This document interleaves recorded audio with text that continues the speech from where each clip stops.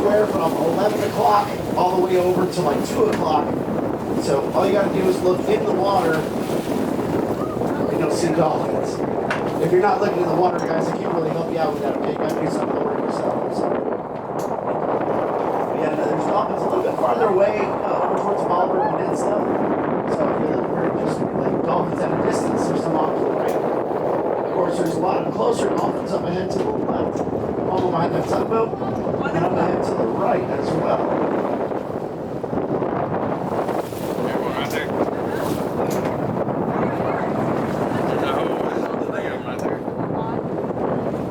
They're a little bit off to the right or starboard side of the boat, coming right for us though. So you guys can close the camera to the dolphin guy.